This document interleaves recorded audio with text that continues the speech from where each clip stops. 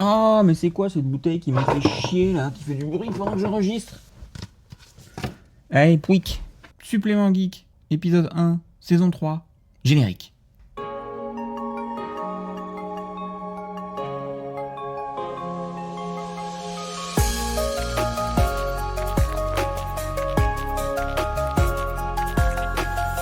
Et salut à tous, salut à toutes, salut les geeks, salut les geekettes, bienvenue dans le premier épisode de la seconde itération de Supplément Geek. Donc on va dire la saison 3, 3 ans après. Et oui, on reprend sur une nouvelle formule, plus simple, moins critique. Ici je vous parle de choses sympas qui m'ont plu, toujours dans les univers manga et comics, qui sont tellement fournis qu'on peut largement éviter les bouses. Il n'y aura pas que manga comics, mais quand même, hein, vous me connaissez, c'est ce que j'aime, donc on va surtout parler de ça. Je suis tellement content de vous retrouver, mes petits geekounious, là. Oh, mes petits geekounious, avec vos petites oreilles toutes mignonnes qui m'écoutent depuis là où vous êtes. Et je vois pas vraiment où vous êtes, peut-être en voiture, dans la cuisine, en promenade dans une montagne, dans votre lit, avant un bon gros dodo. Bah oui, ma douce voix vous apaise. Vous avez les paupières lourdes. Fermez les yeux. Vous n'entendez plus que le son de ma voix. Prenez le temps de focaliser votre esprit sur votre respiration. On inspire lentement par le nez, expirez par la bouche. Vos pensées se redirigent sur le bien-être et les bulles dans les comics. Vous voyagez maintenant dans l'univers geek. Et on se réveille, hein, parce que si tu dors, tu vas rien suivre. Non mais oh, pardon, excusez-moi, c'était totalement voulu. Et pour cet épisode de reprise, je me suis demandé ce qui pourrait le plus parler aussi bien aux fans de manga qu'aux aficionados de comics, et c'est tout naturellement que Demon Days et Demon Wars sont venus toquer à la porte de mes idées. On va donc revenir sur ces œuvres de Peach Momoko, et justement, pour bien entrer dans le sujet, c'est qui Peach Momoko? Peach Momoko, c'est évidemment un pseudonyme, déjà j'adore son blaze. C'est une artiste et scénariste japonaise, elle vient de la préfecture de Saitama, mais ça je sais pas si on en a besoin, vous avez quand même l'info. Elle utilise ce nom depuis bien des années, depuis de nombreuses lunes, d'abord avec ses potes, puis elle signe une expo en 2009 avec ce pseudo, et depuis, elle l'a gardé. De base, elle faisait des études dans le jeu vidéo, en design, mais elle s'est rendue compte que l'illustration, c'était plus son truc à elle.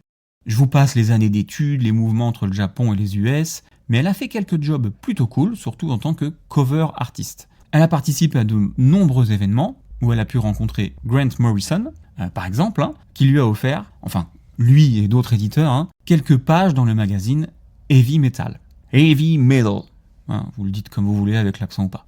Ou dans ce magazine, elle aura 2 courtes histoires et depuis elle a gagné des prix assez prestigieux comme 2 Honor Awards, sachant que ça c'est le Graal quand on fait de la bande dessinée et du comics. Et on peut voir son taf sur des séries telles que Something is Killing the Children, Buffy the Vampire Slayer, Power Ranger, Mighty Morphin, The Crow ou Vampirella. De fil en aiguille, elle arrive dans les petits papiers d'Adi Granoff, avec qui elle a quelques points communs, notamment le jeu vidéo, puisque lui travaille pour Nintendo. Comme elle, il fait du design pour des pochettes de DVD, j'en ai pas parlé avant, mais elle a un CV très long, donc je vais pas vous dire tout ce qu'elle a fait. Mais surtout, il bosse dans le comics, et c'est lui qui va l'introduire chez Marvel, où elle va avoir comme première mission en 2019 de faire une variante cover de Marvel Rising No. 1. En 2020, Marvel qui recherche de nouveaux talents est venu frapper à sa porte, et bim, elle signe un contrat exclusif avec eux pour le programme Stormbreakers, anciennement les Young Guns, un programme qui sert à promouvoir et mettre en lumière des artistes émergents. Et au fil des années, ils en ont découvert pas mal, comme David Finch, Stephen McNiven, ou encore notre chouchou national, Olivier Coipel, rien que ça. En 2021, Madame se lance dans le Momokoverse, un univers où elle décide de mélanger le folklore japonais à l'univers super-héroïque de Marvel. Depuis, elle a créé et illustré 2 sagas majeures, Demon Days, entre 2021 et 2022, et sa suite, Demon Wars, entre 2022 et 2023, qui propose une vision onirique, étrange et totalement nouvelle du Marvel Universe. On commence donc avec Demon Days, où Peach dessine, écrit, fait les couves, elle fait tout, à part l'impression peut-être. Dans cette saga, on suit Mariko, qui évolue donc dans un univers japonais au folklore bien fourni, et cette petite dame, elle fait des rêves, pour le moins étranges. On y retrouve des yokai, donc les yokai c'est une sorte de monstre dans le folklore japonais, notamment un loup qui s'appelle Logan, des Oni très ulquesques, Alors pareil, les Oni, c'est une sorte de démon, hein. Mais la question c'est, est-ce que ces rêves sont-ils que des rêves? Un étrange mystère mystérieux est à désétrangiser. Précisons que Mariko Yashida est une épéiste et son épée possède une lame psychique, enfin son tanto, petite épée. Et avec l'aide de sa mamie et d'autres personnages, on va plonger dans un monde où les fameux yokai menacent un village. Elle entend des voix étranges, traverse des paysages somptueux et rencontre des créatures vraiment très stylées, tous mélangés entre les univers Marvel et japonais. Le mélange est ultra riche et réussi. Mention à sa gouvernante, c'est pas trop un spoil de dire qu'elle est Black Widow dans cet univers, on le voit dans les premières pages, elle est vraiment trop cool. Une très jolie réinterprétation de l'univers Marvel à la sauce japonaise, quoi. La saga comprend une série de one-shots, Demon Days X-Men, Mariko Cursed Web, Rising Storm et Blood Feud. Mais on a aussi un préquel qui était paru dans King in Black, donc c'était un épisode de Venom en gros, ainsi qu'une courte histoire dans Elektra Black, White and Blood. D'ailleurs, si vous ne connaissez pas les séries Black, White and Blood chez Marvel, je vous invite à y jeter un œil, c'est très très cool, et comme son nom l'indique, il n'y a que 3 couleurs, blanc, noir et blood, rouge. Vous auriez compris sans que je vous le précise, mais je l'ai quand même précisé. Ils ont demandé à plusieurs artistes de faire leur récit sur tel ou tel super-héros dans Black, White and Blood, et ça donne des objets bien sympas, et notre pitch préféré a fait un one-shot sobrement intitulé Assassin, dans celui consacré à Elektra. Pour revenir sur Demon Days, de façon plus générale et sur le taf de Madame Momoko, on peut dire que, de base, elle travaille beaucoup le noir et le blanc. Là, on a une œuvre qui s'inspire clairement de ce qu'on appelle communément les ukiyo-e. Comprenez estampes traditionnelles, hein, mais je voulais étaler mon savoir. C'est coloré, c'est fin dans le trait, c'est contrasté, délicat et violent en même temps. Le côté aquarelle vient justement donner ce côté poétique, quand les passages plus griffus donnent un côté plus horrifique. C'est bien dosé, franchement esthétiquement, il y en a pour les adorateurs de comics comme de manga. C'est une œuvre qui devrait justement mettre la plupart d'accord. Pas tous, hein, parce qu'il y a toujours des gens pour pas aimer un truc très très cool, mais ça devrait plaire à la plupart. Selon Marvel, les récits mêlent des figures connues comme Black Widow, Ghost Spider ou les X-Men à une ambiance teintée de folklore, faisant des points d'accès parfaits pour les nouveaux lecteurs ou les fans classiques. Quelques personnes ont osé comparer son travail ou ont au moins noté des influences du studio Ghibli, notamment dans la représentation des créatures qui sont séduisantes et effrayantes à la fois, mais je suis pas super raccord avec ça, hein. Si vous connaissez ou si vous lisez Demon Days, grâce à ce podcast, dites-moi ce que vous en pensez en commentaire, ça m'intéresse d'avoir vos avis, mais petit geekou. Perso, je trouve pas trop que ça ressemble à Ghibli, ça m'a même pas fait penser une seconde. Une chose est sûre, l'esthétique manga est ultra présente. Elle explique elle-même que son travail s'ancre dans la peinture tradie japonaise, les tatouages et les mangas modernes. Quelque temps plus tard, grâce au succès aussi bien critique que public, elle se lance dans Demon Wars, qui n'est pas vraiment la suite, mais qui reprend les mêmes codes que Demon Days, en adaptant l'événement Civil War, qui est quand même un gros morceau chez Marvel, qui est un des arcs les plus connus, hein. Elle inscrit ça dans le Momokoverse. Mariko est toujours présente, et elle va découvrir de nouveaux personnages, cette fois du côté des Avengers, quand le premier était plus ancré chez les X-Men. Cette saga se compose de 4 one-shots distincts, The Iron Samurai, Shield of Justice, Dawn in Flames, Scarlet Sin. Chaque chapitre fait le point sur une figure emblématique revisitée à la mode Ikai, donc le monde des esprits en japonais, interprétée à travers le prisme du folklore. Donc, j'imagine que vous avez déjà en tête, mais on va quand même faire la liste. The Iron Samurai, je vous le donne en 1000, revisite Iron Man. Shield of Justice, je vous le donne en 1000, Captain America.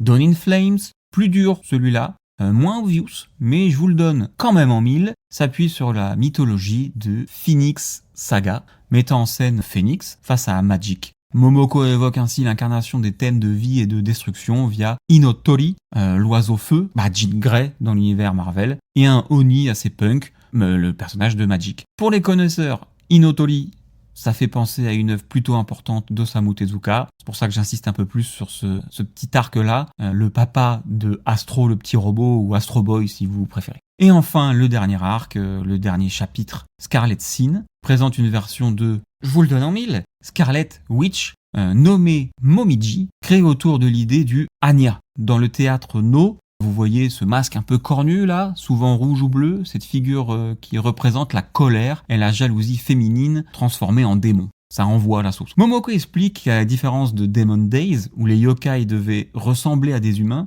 ici dans l'Ikai, elle a eu plus de liberté pour créer des designs humains, animaux ou totalement fantastiques. Demon Wars est peut-être un peu plus fouillis, mais ça pousse le concept plus loin aussi, via une guéguerre spirituelle qui entremêle la mythologie Marvel et les mythes japonais. Et ça nous offre des visuels plutôt surprenants et on plonge encore plus profondément dans cet univers. C'est hyper accessible et malgré le côté artistique avant-gardiste, les récits restent faciles. Chaque one-shot peut être lu indépendamment, mais je trouve qu'il y a un fil conducteur assez clair. Et en France, on a eu 2 beaux ouvrages qui compilent le tout. Donc autant le lire dans l'ordre, sauf si vous voulez les lire en VO et que vous arrivez à choper tous les numéros. Après, dans les éditions de Panini Comics, vous avez un beau bestiaire à la fin et une jolie galerie d'illustrations. Franchement, c'est des beaux bouquins avec de magnifiques couves. Chez moi, ils sont bien mis en avant dans ma bibliothèque. Je trouve ça vraiment très joli. Après, il faut dire que j'adore ce genre d'artiste. L'aquarelle, chez moi, ça marche bien. C'est pour ça que je parle tout le temps de Olivier Coipel ou de Dustin Nguyen, qui sont,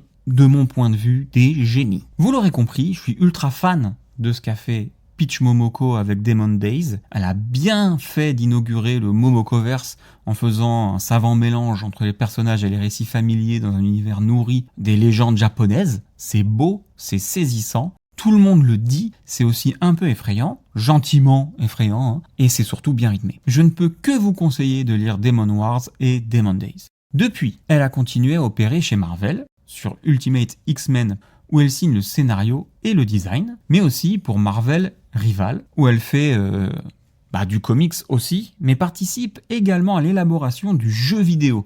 Elle y replonge finalement dans le jeu vidéo, à la base elle partait d'ici.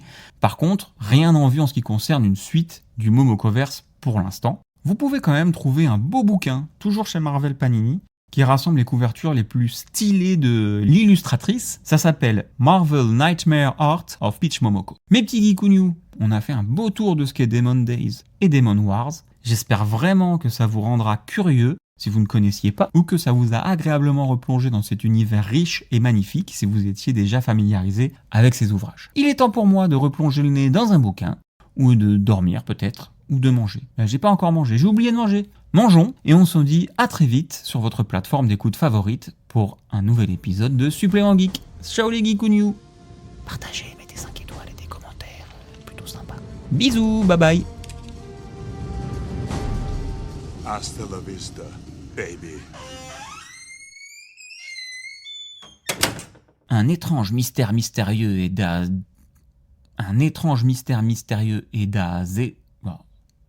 à désétrangiser. C'est dur à dire. Je sais pas pourquoi j'ai écrit ça, moi. Un étrange mystère mystérieux et à désétrangiser.